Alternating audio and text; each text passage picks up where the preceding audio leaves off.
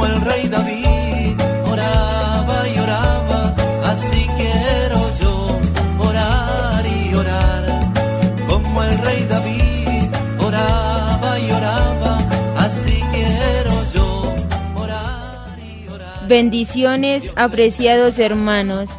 La Corporación Renovación Carismática Católica y la Escuela de Misioneros Juan Pablo II continúan compartiendo con ustedes las enseñanzas del curso El poder de la fe y la oración de intercesión en los siervos de Dios en el Antiguo Testamento. Hoy meditamos el tema la oración de intercesión de los reyes, el rey David, segunda parte. Dios le perdonaba la falta cometida, así quiero yo, perdone la mía. Dios le perdonaba la falta cometida, así quiero yo, perdone la mía. Queridos hermanos, un saludo muy cordial para todos nuestros hermanos que nos escuchan y que nos acompañan en analizar de estos estudios que estamos haciendo sobre la oración de intercesión, los personajes en el Antiguo Testamento. Hoy vamos a continuar reflexionando sobre el rey David y vamos a estudiar sobre la misión del rey David. Entonces, como miramos, recordamos de que Saúl le fue retirado del reino por su infidelidad y por todos sus pecados que cometió, especialmente idolatría. Por eso Dios se escogió este nuevo rey que estaba de acuerdo con el corazón de Dios, nos dice la palabra. Y entonces traía una misión, pero muy importantísima. Vamos a mirar como unos puntos sobre la misión del rey David. Primero, ¿cuál era? Guiar al pueblo de Israel como buen pastor, guiar su pueblo por el camino de la alianza con Dios, por la dirección correcta y pastorearlo. Segunda de Samuel 5:2 dice, tú serás el pastor de mi pueblo Israel. Tú serás el jefe de Israel. Hermanos, el pueblo camina según sus guías. Siempre ha sido así, siempre será. Según sus gobernantes. En el tiempo de los reyes de Israel, la ley era obediencia al rey. Por eso también encontramos que hubo muchos reyes que llevaron al pueblo de Israel a la idolatría, trayendo con esto pues la desgracia de la ira divina de Dios.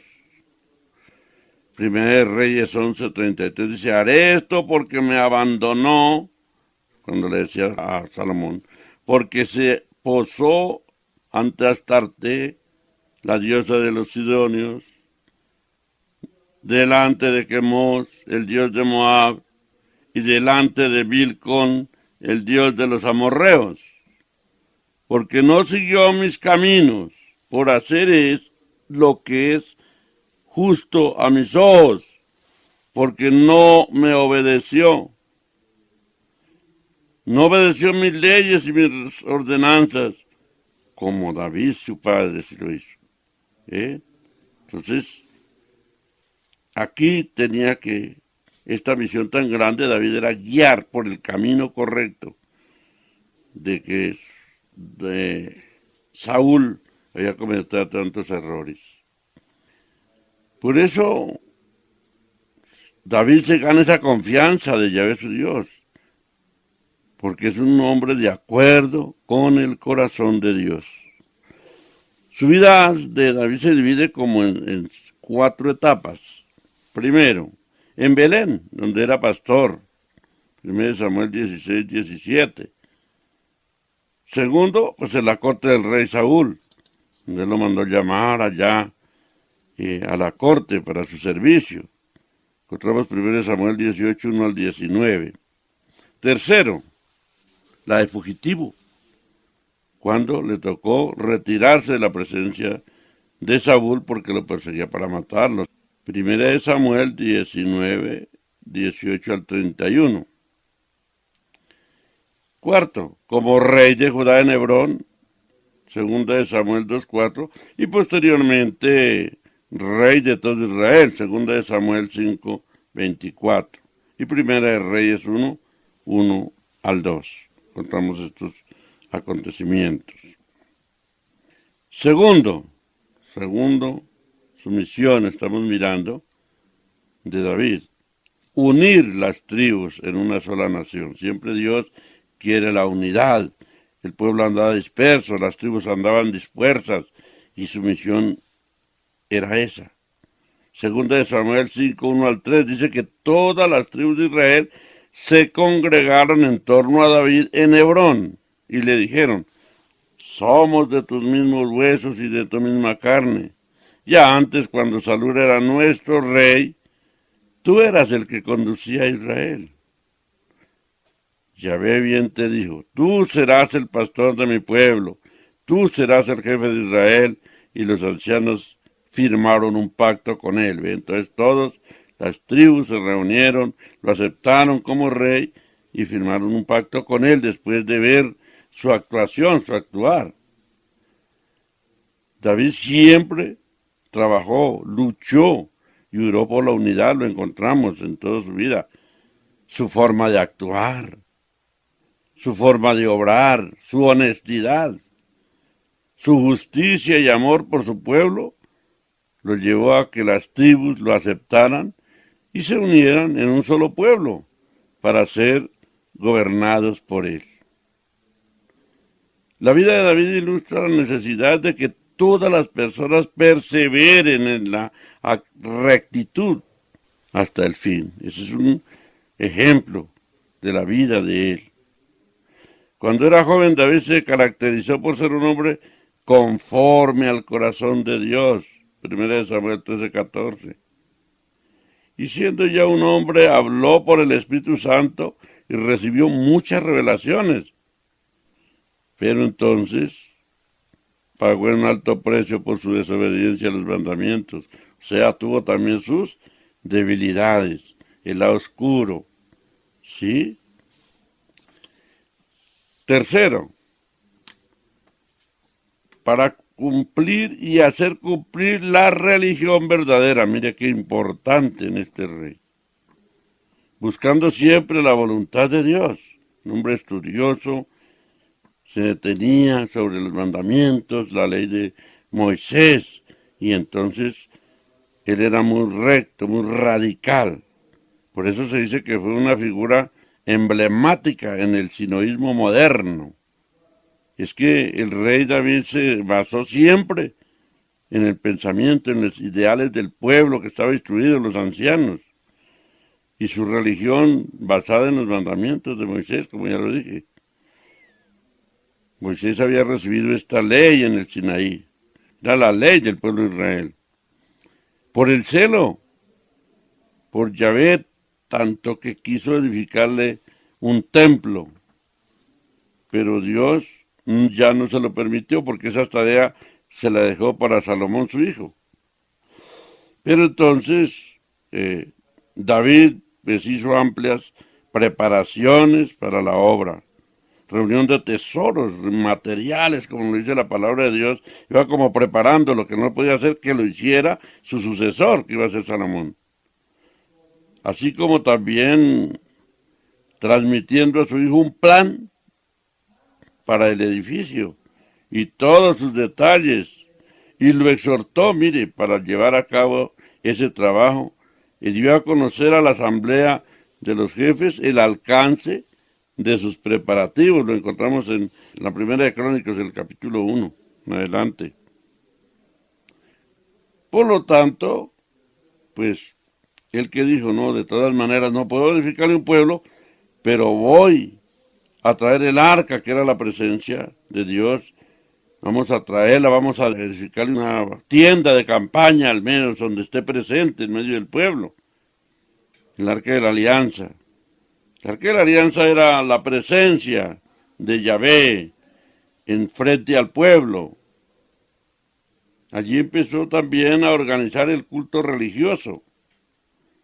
Entonces nos data la palabra que Las funciones sagradas se la confiaron a 24,000 levitas. 6,000 de ellos eran escribas y jueces del pueblo. Entonces empezó a él a organizar ese pueblo en una de sus misiones que traía. Tenía 6,000 porteros, 4,000 cantores. Organizó diversas partes del ritual y asignó cada sección sus tareas. Los sacerdotes estaban divididos en 24 familias y los músicos en 24 coros. Es cuando empieza esta tarea hermosa de David para darle también como la organización religiosa y también la organización civil. Y esto es hermosísimo de lo que iría a alegrar el pueblo de Dios a través de los cánticos y de todas las poesías, los salmos hermosos que vemos que compuso. Cuarto, hacer que el pueblo conozca más de cerca a Yahvé. Al construir un lugar santo para el arca y organizar las celebraciones religiosas, ¿no? Rendirle de cerca la adoración a Dios, se unen en un solo corazón, en un solo pensamiento, las tribus del norte con las del sur. Y entonces de esta manera van reforzando y solidificando su reinado. Mire esta consecuencia que trae el seguir a Dios, el rendirles alabanza, el hacer que Dios estuviera, pues, su morada, como dice la palabra, en medio de su pueblo. Esto lo elevó, digamos, a David en esa confianza en el pueblo, y el pueblo lo rodea. Entonces es primera vez que se reúnen todas estas tribus, se solidifica su reinado y va agradando mucho a Dios, porque a Dios le gusta la unidad. En la Biblia, la unión entre las dos partes norte y sur del reino es como una señal visible de que viven en la gracia de Dios.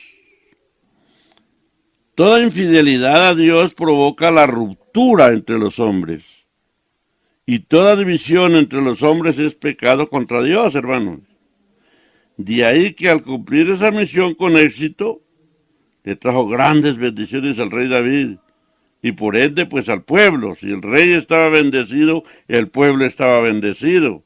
Sobre todo que David, su preocupación por el pueblo era tremenda. Siempre que a su pueblo no le faltara nada, que el pueblo agradara a Dios.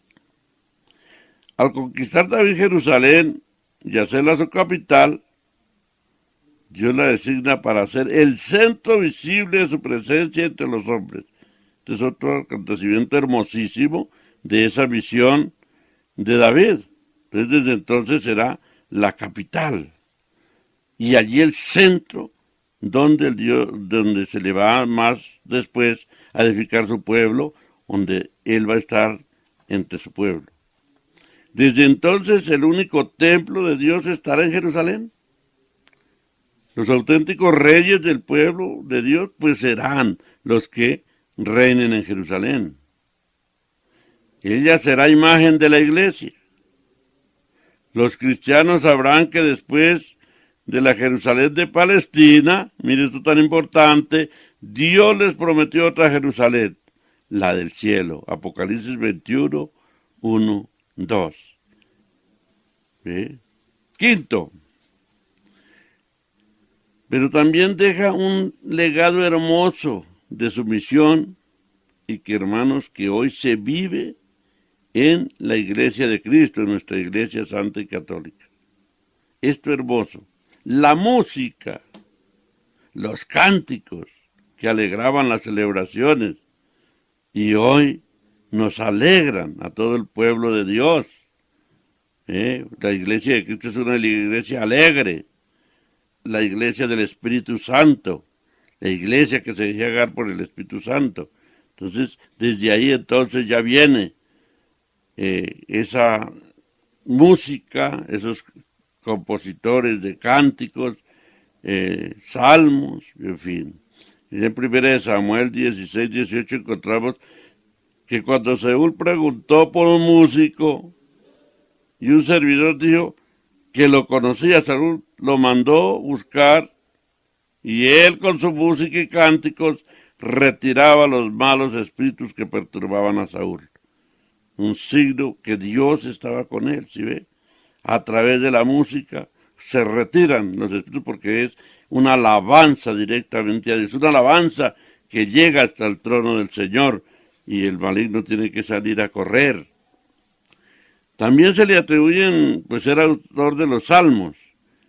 En diferentes situaciones de su carrera fue tan por sentado, digamos, lo que muchos le atribuyeron todo el salterio, algunos, ¿no?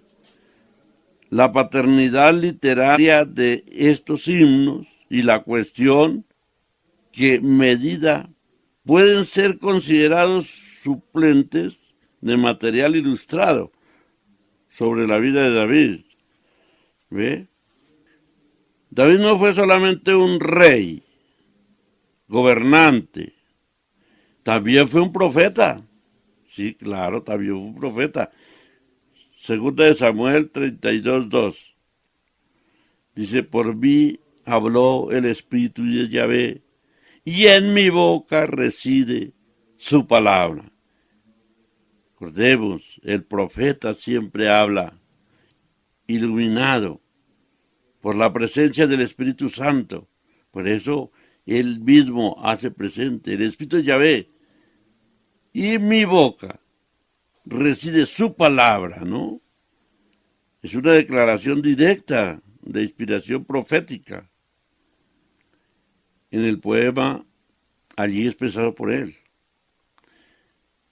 Nos recordarán en Hechos 2:30, San Pedro, dice, David era profeta, y Dios le había jurado que uno de sus descendientes se sentaría sobre su trono. Por eso vio de antemano y se refirió a la resurrección del Mesías con estas palabras. No será abandonado en el lugar de los muertos, ni su cuerpo experimentará la corrupción. Es lo que proclama Pedro allí dando ese testimonio de esa profecía de David. Por eso también decimos que también era profeta, no solo rey. La sabiduría, la humildad de David siempre lo llevaba a crecer en el espíritu, a crecer en sabiduría, a crecer en gracia, y Dios entonces daba palabra de profecía a través de él. Sus profecías están incluidas en los salmos, literalmente mesiánicos, que compuso, y en las últimas palabras de David, que están en la segunda de Samuel 23. Ese carácter literal de estos salmos mesiánicos se indica en el Nuevo Testamento. Ellos se refieren al sufrimiento, la persecución y la liberación triunfante de Cristo, o a sus prerrogativas conferidas a Él por el Padre. Siempre los salmos que David, inspirado por Dios, plasmó y compuso, son unas enseñanzas maravillosas, en un sentido muy profundo de la espiritualidad, del saber de Dios hacia los hombres y del hombre la aceptación de Él. Siempre nos dan unas enseñanzas hermosas. Además de estas profecías directas, el propio David siempre ha sido considerado como un modelo del Mesías, recordemos siempre, como un modelo de él. En esto la Iglesia solo ha seguido las enseñanzas de los profetas del Antiguo Testamento. El Mesías sería el gran rey teocrático, David, el antepasado del Mesías, era un rey según el corazón de Dios. En el caso del Mesías, pues dice guiado, teocrático, o sea, guiado por el Espíritu Santo, y todos los que obran, sus sacerdotes, el Papa y todos los sacerdotes en la iglesia, entonces guiados por el Espíritu Santo. En cambio, David, el antepasado del Mesías, dice un rey según el corazón de Dios. Sus cualidades y su mismo nombre son atribuidos al Mesías. Los padres de la iglesia consideran algunos episodios de la vida de David como prefiguración de la vida de Cristo. Belén es el lugar del nacimiento de ambos. La vida de pastor de David apunta hacia Cristo, el buen pastor. David pastor de sus ovejas y después pastor de su rebaño en su reinado. Y las 5 piedras escogidas para matar a Goliat son tipo de las 5 llagas sagradas de Cristo. Esto es tan importante, hermanos. Tenedlo muy en cuenta.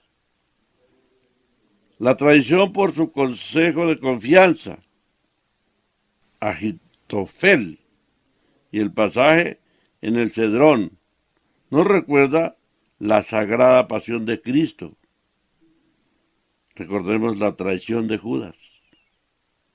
Muchos de los salmos davídicos, tal como lo vemos en el Nuevo Testamento, son claramente típicos del futuro del Mesías. David también es un hombre de oración por excelencia.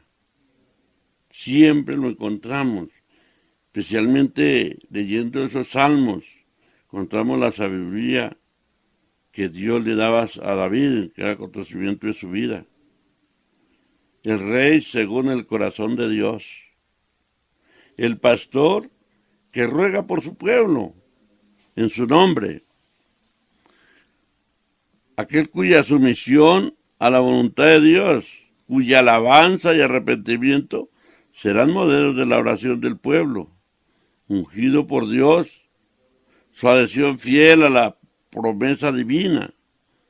Segunda de Samuel 7, 18 al 29. Me decía David, oiga mi Señor, ¿quién soy yo? Señor, ¿qué es mi familia para que me vayas conducido hasta acá? Pero eso te parece todavía muy poco, Yahvé mi Señor, ya que ahora extiendes tus promesas a mi familia, de tu servidor, para un futuro lejano. ¿Es un destino normal para un hombre? Yahvé mi Señor. ¿Qué podría añadir tu servidor David? Tú lo conoces. Yahvé mi Señor. Tú llevas a cabo libremente esas grandes cosas para honrar a las promesas que acabas de comunicar a tu servidor. Eres grande, mi Señor. Nadie es como tú, de acuerdo a todo lo que hemos escuchado con nuestros propios oídos. No hay otro Dios fuera de ti. Y termina diciendo, por eso tu servidor tiene la audacia de dirigirte esta plegaria. Señor Yahvé, tú eres realmente Dios. Tus palabras son verdaderas y tú eres quien hace la promesa a tu servidor. Ahora, dígnate bendecir la familia de tu servidor, que tu bendición acompañe siempre a mi familia, como tú, Yahvé mi Señor, lo has dicho. No puedo dejar pasar, hermanos, por alto también esa oración de arrepentimiento, reconociendo su pecado, pidiendo misericordia y compasión, haciendo ayuno y penitencia durante 7 días en completa sumisión y aceptando la sentencia de su Señor Yahvé, y así obtener su perdón. Ese famoso Salmo 51.